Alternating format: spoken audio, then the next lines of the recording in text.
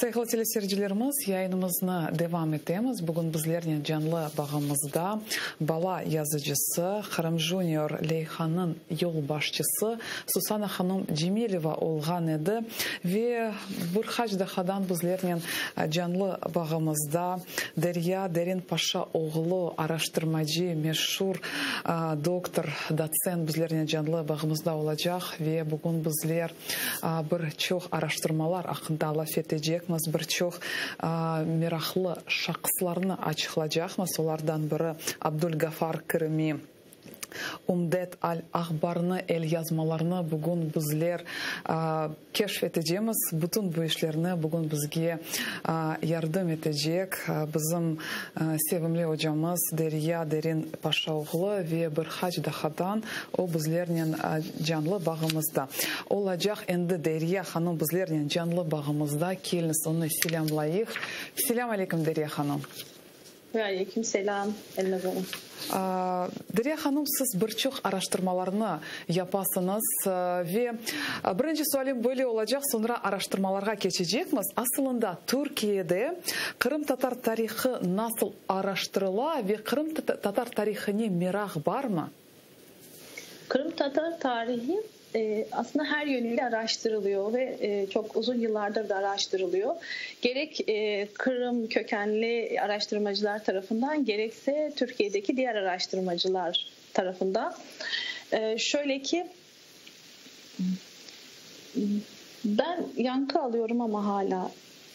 Ama bu sizin pek yaxşı duyuyoruz, pek yaxşı ses yaxşı geliyor. Tamam. Tamam, peki devam etmeye çalışayım. Kendi sesimi duyduğum için konuşmakta zorlanıyorum biraz, kusura bakmayın. Kırım Hanlığı'nın tarihi açısından, daha erken dönemde Altınorda tarihi açısından birçok çalışma kaleme alınmıştır. Ancak sadece askeri ve siyasi çalışmalarla yetinilmemiştir. Çalışmalar sosyokültürel, sosyoekonomik, ilmiye sınıfının çalışmaları olmak üzere çeşitli sahalarda da genişletilmiştir. Yine son zamanlarda şeriat sicillerinin incelenmesiyle Kırım Hanlığı dönemine dair Kırım halkının toplumsal yapısına dair çok güzel çalışmalar çıkmaktadır. Şehir tarihi çalışmaları var bildiğim kadarıyla. İşte Kefe tarihi çalışılmıştır, Karasudazar çalışılmıştır. Yine güzel müjdeli bir haber. Yakın zamanda Türk Tarih Kurumu'ndan çıkacak olan Bahçesaray başlıklı bir kitabımız daha var. Arkadaşlar çalıştılar ve Kırım Kadı Sicilleri temel alınarak ana kaynaklar üzerinden bir çalışma yapıldı. Kırım tarihini göç ayrı bir boyutta inceleniyor. Özellikle de 19. yüzyılda Osmanlı topraklarına göçüp gelen muhacir meselesi belki de son 10 yılda en çok rağbet gören konulardan bir tanesidir. Ben de nitekim doktora çalışmamı Nogayların göçleri üzerine yapmıştım. 2009'da tamamlamıştım ama hala bu alan üzerinde çalışmaya devam ediyorum. Bunun dışında Kırım Tatar Türkçesi ve edebiyatıyla ilgili de çalışmalar yapılmaktadır. Tabii ki 1944 sürgünü 20. yüzyıl bu alanda da oldukça kapsamlı çalışmalar yapılmıştır diyebiliriz. Evet. Derya Hanım, biz Nogaylar da hakkında mutlak laf ederek ama siz pek meraklı şahıslarını araştırdınız. Bu Abdülgafar Kırımî. Yani Abdülgafar Kırımî bizler için bu aslında pek yanlış şahıs. Şunun için o neyin meraklı bu şahıs hakkında ne etmeye mümkün? Aslında Kırım'ın oldukça değerli bir ismidir Abdülgafar Kırımî. 18. yüzyılda yaşamış. 18. yüzyılın ilk yarısında siyasi tarihe, sosyokültürel tarihe, toplum yapısına hakim bir ilim adamı karşımızdaki isim. Dolayısıyla oldukça kıymetli ve Kırım tarihi, yani Kırım açısından çok iyi bilinmesi gereken isimlerden birisi. Bir devlet adamı öncelikle. Eserinden onun hayatına dair çok sayıda malzeme çıkarabiliyoruz. Bunlardan bir tanesi mesela 1711 Prut Savaşı'na katılmış ve savaş meydanından sanki bize fotoğraf çekermişçesine gözlemlerini aktarmış bir isimdir. 1730'da bakıyoruz sarayda, başkentte Kaplan-Giray Han'ın kemerbent hizmetinde bulunmuş. 1736'da Rusların Kırım'a girişi sırasında Kırım savunmasında bulunmuş. Yine Fetih Giray zamanında divan katipliği yapmış. Mengli Giray Han zamanında danışmanlık yapmış. Selamet Giray Han zamanında Kavgay Selim Giray'ın kadılığını yapmış ki kadılık yapmak demek ilmiye sınıfına mensup olmak demektir. Daha sonra da Selim Giray kadılığını yaptığı Şehzade Selim Giray hanlık makamına gelince araları bozulmuş ve sürgüne gönderilmiş. Onun sürgününü yaşadığı yer kendi ailesinin köyü Karasuvazar'da Safa Konrad Kariyesi. Daha sonra da Soğucak Kalesi'ne sürgüne gönderilmiş. Doğum ve ölüm tarihleri hakkında bilgimiz yok. Ancak bu izah ettiğim kısımlar 1700'lerin başından 1750'lere kadar olan bir yarım yüzyıllık dönem. Aslında Kırım Hanlığı'nın son döneminin askeri, siyasi, kültürel, sosyoekonomik, kültürel yapısına dair konuya hakim bir ilim adamı.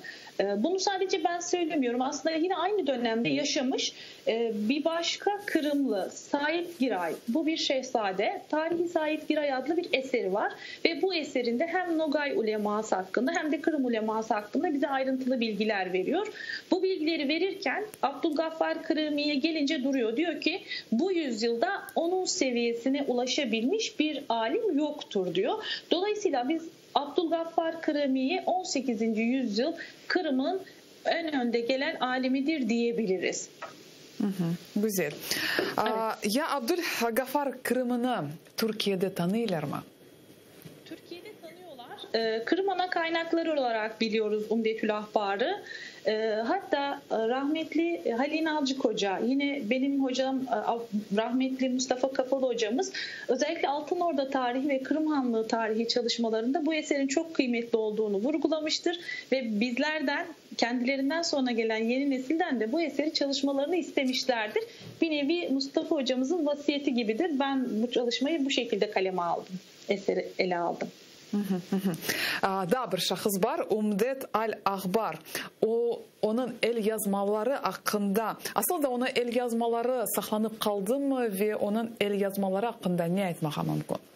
Şimdi Abdülgaffar Kırımi'nin el yazmasının kaç tane olduğunu bilmiyoruz. Bununla ilgili bilgimiz yok ama bir divanı olduğunu varsayıyoruz işin açıkçası. Tam net değil.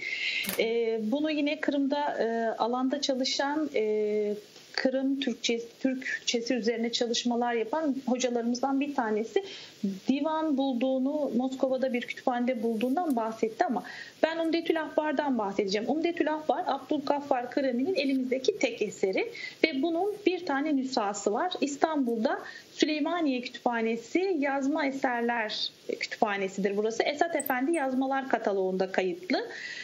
Muhtemelen eser müellif yazması, orijinal müellifin kendi el yazması. Çünkü üzerinde zaman zaman karalamalar yapılmış. Genellikle eserlerin orijinalleri olmadığı takdirde yani nüshalar temize alınırken düzeltilir. Burada üzerinde düzeltmeler var. Dolayısıyla bunun müellif yazması olduğunu düşünüyoruz.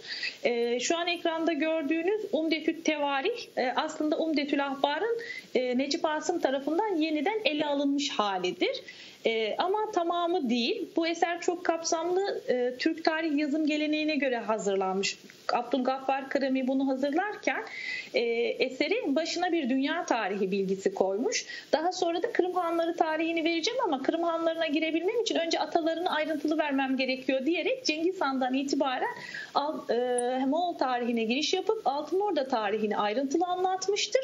Daha sonra Kırım Hanlarına gelmiştir ve en son kısımda da Kırım Hanlığı'nın önemli yönetim argümanlarından olan kabile aristokrasisine dair bilgiler vermiştir. Bu şu an ekranda gördüğümüz Umdetül Tevarih ise Cüçi Han'dan itibaren alır, dünya tarihiyle ilgili kısmını ve Cengiz Han'la ilgili Cengizname niteliğinde olan kısmını bırakır belli bir kısmını alır ama bunun Umdetü't Tevarih'in dipnotları Kırımi'nin yazdığı kısım değildir. Necip Asım alan çalışan birisi olarak Umdetü't Tevarih'te Umdetül Ahbar'da yer alan, yani Kırımi'nin el yazması eserinde yer alan bilgileri yine paralel ana kaynaklarla karşılaştırma yapmak adına dipnotlarda ilaveler yapar.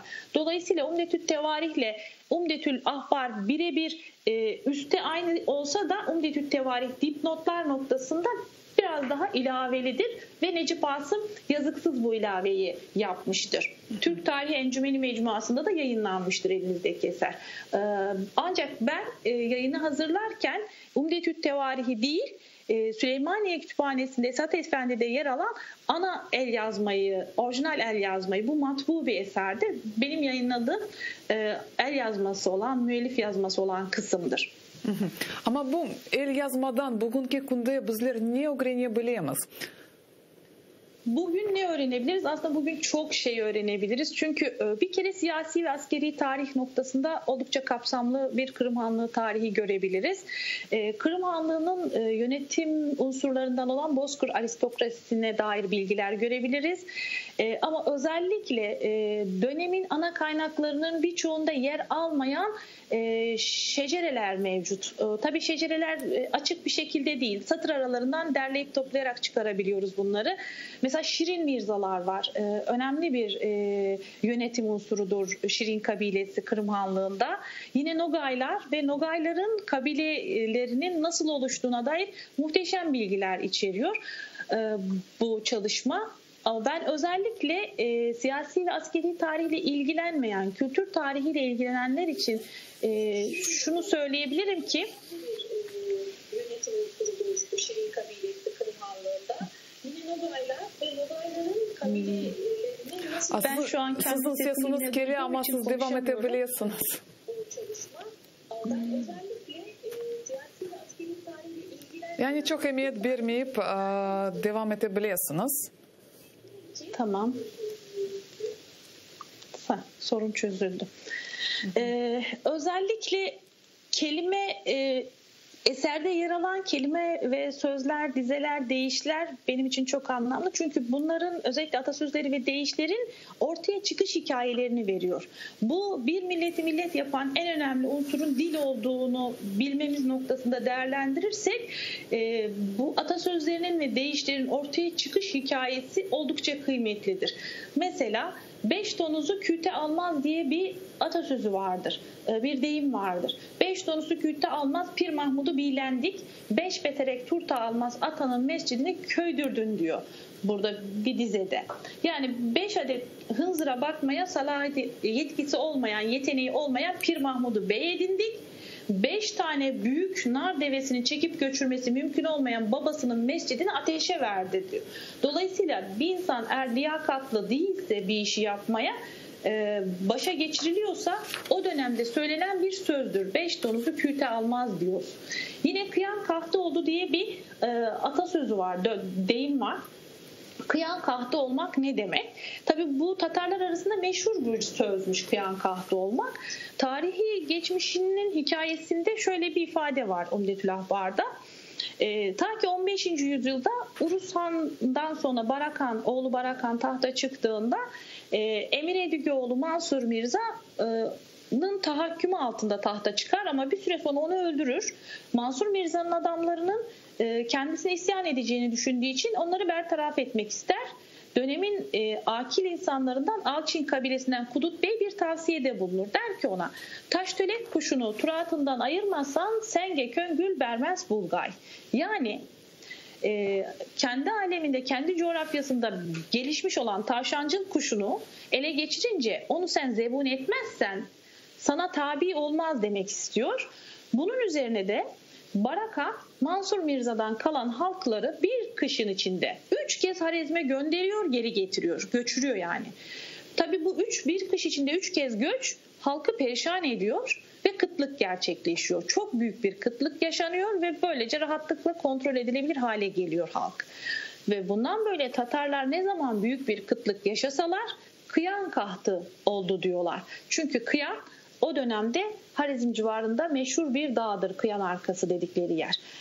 Dolayısıyla Kıyan Kahtı sözünün tarihi kökenini bize veriyor ki bu bir milletin hafızasıdır. Bir milleti millet yapan en önemli değerdir. Yine buradan edindiğim, Kırımi'den aldığım sözlerden bir tanesi ki bu beni çok etkiler. Kırım Tatarları arasında meseli meşhur olan bir söz var. Bir beddua aslında. Bir kimseye diyor beddua edecek olurlarsa kendin bilme, bileni de dinleme. Bu var. Bu aslında bir milletin dünya görüşünü anlatan bir sözdür. Çünkü genellikle bu beddualar toplumda ne çok kıymetli ise onun kaybı şeklinde yapılır. Burada da kendin bilme, bilenin sözünü dinleme bedduasından anlıyoruz ki Kırım toplumunda bilmek candan daha kıymetli. Ki Yunus Emre'nin ilim ilim bilmektir sözünü de hatırlayacak olursak bu milletin en önemli kaybetmeye vazgeçemeyeceği en önemli değerinin bilmek olduğunu görüyoruz. Dolayısıyla bu eser sadece siyasi ve askeri tarih açısından ele alınmamalı. Aynı zamanda dil ve edebiyat açısından da ele alınmalı. Dil ve edebiyat açısından ele alınırken de bir milletin hafızası olması noktasından değerlendirilmelidir diye düşünüyorum. Evet. Derya Hanım, pek meraklı bir bilgilerle bizlerle paylaşasınız ve daha bir mevzu, daha bir konu sizden laf etmeye isteyim. Siz Türkiye'de Kırım Tatarlarının icretini öğrengen ediniz ve 19. asırdan taşıgan, yani koçken Kırım Tatarlarının demografik cihetinden tahmin edebilirsiniz mi? Ya bu çok zor bir soru. Şöyle çok zor bir soru. Elimizde bu tahmini yapabilmemiz için çok net arşiv kayıtlarının olması gerekiyor ve bugün Başbakanlık Osmanlı Arşivinden çıkardığımız belgelerde mesela bir tane belge sadece 254 bin kişinin iskan edildiğini ve bundan çok daha fazlasının yollarda gelmekte olduğunu, yine çok daha fazlasının da liman şehirlerde beklemekte olduğunu yazıyor. Tabii 254 bin elimizde bir mihenk taşı duruyor ama çok daha fazlası kavramı göreceli kavram. Dolayısıyla bunları bir araya getirip yan yana koymak çok zor. Bunu şunun için söylüyorum. Doktora yaparken 2009'da ben yaklaşık 2000 küsur sayfa belgeyi okudum. Ve sadece Nogayların nüfuslarını net tespit edebildiğim işte 300 kişi, 500 kişi, 3000 kişi, 5000 kişi alt alta koydum. 66 bin kişiye ulaştım. Yani belgesi elimde gelenlerin. Dolayısıyla 2011'de tekrar gittim. 2009'da karşıma çıkmayan yeni kataloglara konmuş belgeler geldi elime. Orada da nüfus bilgileri var. 5 yıl sonra tekrar arşive gittiğimde hiç karşılaşmadığım nüfus defterleriyle karşılaştım. Aynı taramayı yapıyorum. Yeni defterler çıkıyor. Sorduğum zaman diyorlar ki bu defterler yeni kataloglandı. Arşivden yeni çıkarıldı. Okuyucuya yeni sunuldu. Dolayısıyla peyderpey bu şekilde belgeler çıktıkça nüfus verileri sürekli güncelleniyor. Ancak biz biliyoruz ki totalde bu şekilde belgelerin bir araya getirilmesi elbette çok uzun zaman alacak. Ancak milyonlarla ifade edilebilen bir sayıdan bahsediyoruz. Tabii yine bunun içerisinde ayrım yapamıyoruz.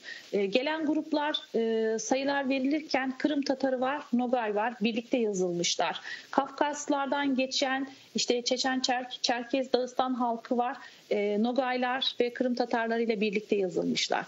Ya da Kırım Tatarlarının önemli bir kısmı Dobruca'ya geçmiş ama daha sonra 93 Harbi'den sonra yeniden daha hali hazırda Kırım Savaşı'nın hemen arkasından 1859 ve 62 arasında Dobruca'ya yerleşenler 1877-78 Rus Savaşı'nın hemen arkasında ikinci kez göç etmek zorunda kalmışlar. Dolayısıyla kayıtların çoğuna bugün büyük çoğunluğuna ulaşılamıyor. Peyderpey ulaşıldıkça belki bunlar gün yüzüne çıktıkça daha net ifadeler kullanmamız mümkündür. Halihazırda ben şu an üzerinde bir Kırım Tatar muhacir nüfus defterlerinin çalışmasını yapıyorum. Ve geçen hafta yeni 3 defter daha elime geçti. Dolayısıyla her yeni gün yeni defterlerin ortaya çıkması bu konuda bizim net konuşmamızı engelliyor. Zaten ortaya çıkan bugüne kadar yüzüne çıkanların da genel bilgiler vermesi açısından çok net, işte şu kadar Tatar, şu kadar Nogay, şu kadar Dağıstan, şu kadar Çerkez muhacir gelmiştir demekte zorlanıyoruz. Ama toplamına baktığımız zaman milyonlarla ifade edildiğini biliyoruz. Yani bunlar bütün bu koçlar, yani Rusya'nın siyasetinin razı olmayanları. Evet. Çünkü Rusya onlara iki seçenek bırakmış. Ya burada kalacaklar, dinlerini değiştirecekler veya muhacirlerin kendi deyimiyle ak topraklara göçecekler. Zaten Rusya da işin açıkçası birkaç kez özellikle 1859-62 arasında politika değiştiriyor. Önce gitmelerini istiyor, daha sonra boşalan yerlerde vergi kaybını gördüğü için vazgeçiyor. Önce karayoluyla gidişlere izin veriyor ama daha sonrasında karayoluyla gidişlere izin vermiyor. Hiç kimse mallarını götüremiyorlar. Sadece gemiyle, deniz yoluyla çıkış yapabiliyorlar. Özellikle 1859-62 arasında Nogay göçlerinde bu çok net belgelere yansımış durumda. Ve Kırım Nogayları birkaç kereler aytınız. Kırım Nogaylarını araştırasınız.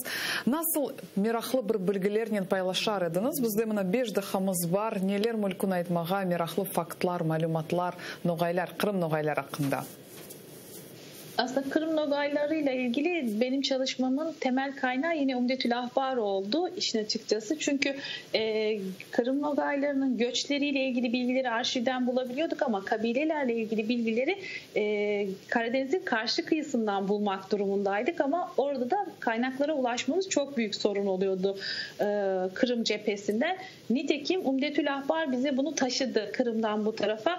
Çünkü Nogay kabilelerinin siyasi parçalanmayla isimlendirildiklerini biliyoruz. İşte Büyük Nogay Ulusu, Küçük Nogay Ulusu, Cemboyluk yani Altıoğul Nogayları gibi yaşadıkları coğrafyalara göre isimler aldığını biliyorduk. İşte Bucak, Kuban, Beşdağ bölgesi, yine Cemboyluk, Çim, Enba nehirleri çevresinde aldıkları isimleri. Ama bir de özellikle Kırım coğrafyasında aldıkları isimler var ki bunlar Emir Ergün'ün oğullarının liderliğinde yani Ergü Mirzalar liderliğinde aldıkları isimler. İşte Mansur Mirzalar, Sultanoğulları, Mamayoğulları, Orakoğulları, Orak Mamayoğulları, Kasayoğulları, Kasbolatoğulları gibi bunlar 20 küsür tane kabile, belki daha da fazla ve Anadolu'ya gelirken de hem bu isimleri kullandılar hem de başlarındaki hocalarının isimlerini kullandılar. Aslında Umdetül Ahbar bir yandan da Anadolu'ya gelen Nogayların kimliklerini, kim olduklarını tespit etmemizde bize büyük yardımcı oluyor. Çünkü bu sadece Büyük Nogay Ulusu ya da sadece Cemboyluk Nogayları demek yeterli değil. Onların işte Kadı Mirza mıdır, Karaşayoğlu mudur, Nevruzoğlu mudur, Saltanoğulları mıdır, hangi gruba mensup olduklarını görmemiz açısından arşiv belgeleri isim veriyor ama biz bu bölgenin Karadeniz'in kuzeyindeki yansımasını bilmiyorduk. Umdetül Ahbar bize bu yansımayı da veren yegane kaynaktır diyebilirim. Derya Hanım, ve siz Kırım'a kelgen ediniz ve Bekir Çobanzade ödülüne nail oldunuz. Yani bu teşkilatlarınız ne? Lütfen paylaşınız. Ne zaman Kırım'a gelmeye imkanınız oldu? Aslında ben Kırım'a 3 kez geldim. Yalta'ya geldim. Orada yine Özbekhan Camii'nin 700. yılı münasebetiyle hazırlanan bir sempozyuma geldim. Akmefti'de geldim, Bahçesaray'a geldim. Bir de Karasu'ya geldim, Karasu Bazar'a ödül için gelmiştim. Dolayısıyla 2014 yılında eser yayınlanmıştı. Eser Şehabettin Mercani Enstitüsü tarafından Kazan'da yayınlandı ve Kazan'dan Kırım'a da geldi. İşin açıkçası ben bu ödülün bana verildiğini en son öğrendim. Ödül normalde başvuru şeklinde yapılıyormuş ama Kırım'daki hocalarımız, Pedagoji Üniversitesi, Kırım Mühendislik ve Pedagoji Üniversitesi'ndeki hocalarımız esere ulaşmışlar.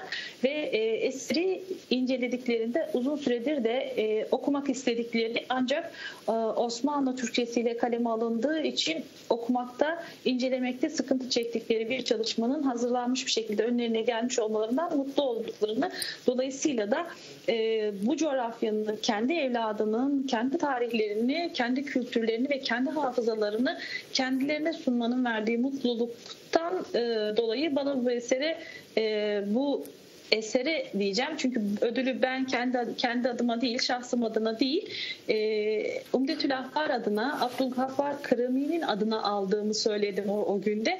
Yine aynı şeyi söylüyorum. Bu eser bu ödül eserimiz olan Umdetül Ahbar'a verildi ve Kırımi'nin adına bu eseri yayına hazırlayarak bir nevi köprü vazifesi yaparak tarihin 18. yüzyıldan 21. yüzyıla dedelerden torunlara gönderilen mirası ulaştırma vazifesinden dolayı belki bana verildi diyebilirim. Derya Hanım, çok sağ olunuz. Sağ olun sizin araştırmalarınız için, ilmi işleriniz için.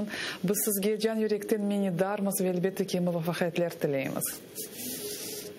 Saygılı teleseyircilerimiz, bu güzel noktada yayınımızı yekünleyimiz. Bugün bizlerin canlı bağımızda Türkiye'den meşhur araştırmacı, doktor, doçent Derya Derin Paşa oğlu olğan idi. Men ise sizlerin sağlıklaşa yayınımızı ise meslektaşlarım devam edecek. Bizle olunuz.